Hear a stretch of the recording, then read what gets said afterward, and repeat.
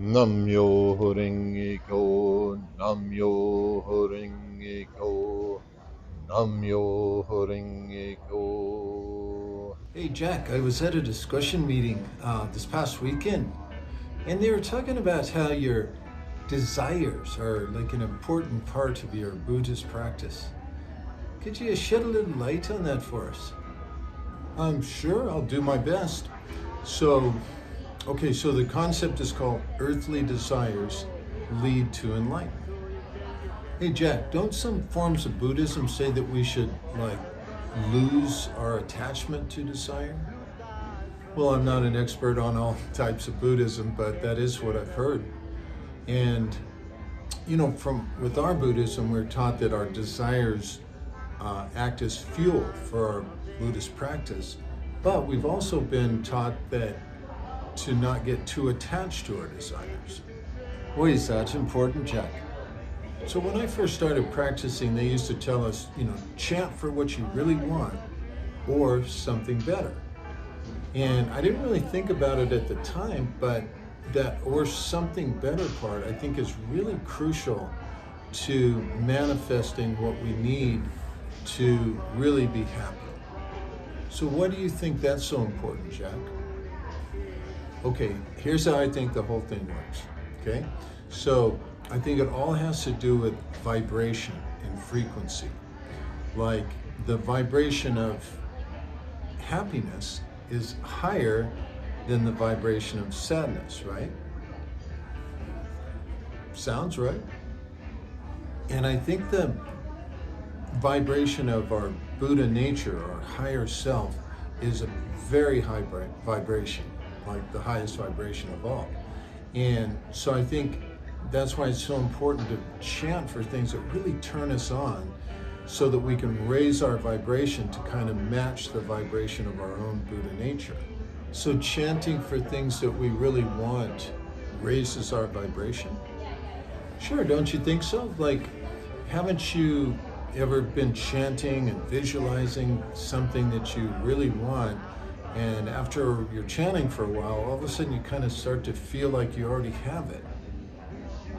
That's funny you should say that, because I do that a lot, actually.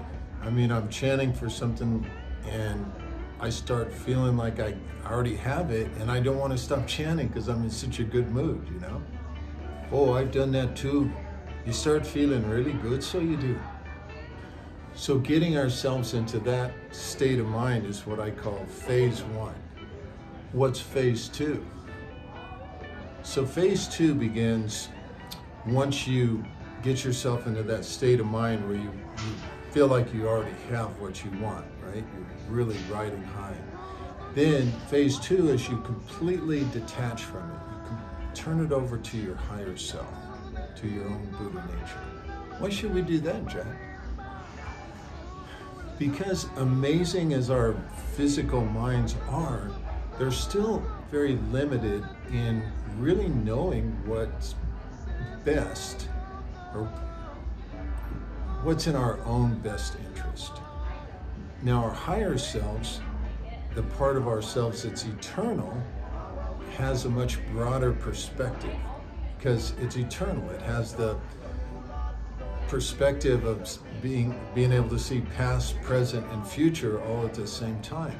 So your higher self may very well attract something to your life that your physical mind isn't even capable of conceiving of. Wait a minute, Jack.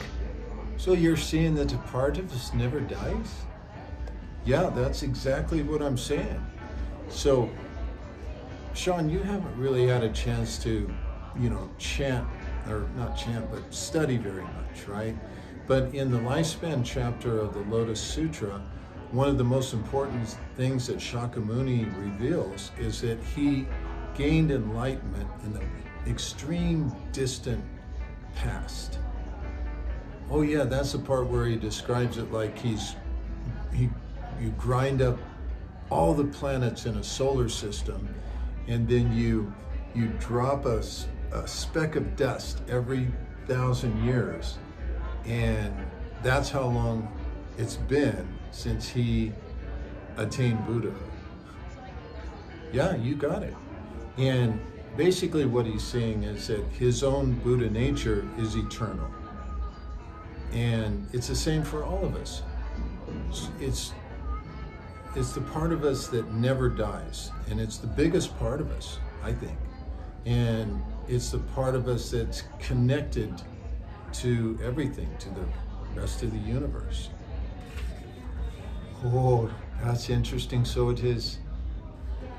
So I think one reason why it's so important not to get too attached to what we're praying and chanting for is because if we don't get it in the time frame that we think we should get it, or in the manner in which we pictured it, we can feel disappointed.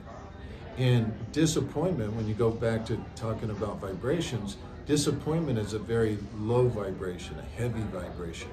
And when you get yourself into that state, you can, I believe, actually push away the benefit that your higher self is trying to attract to you.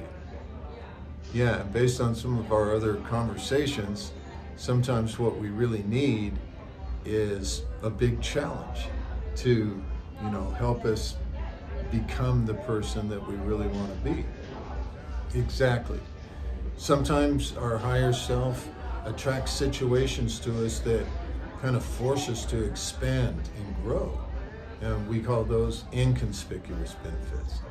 And sometimes it attracts things that thrill and delight us, like promotions at our job and new relationships and things like that.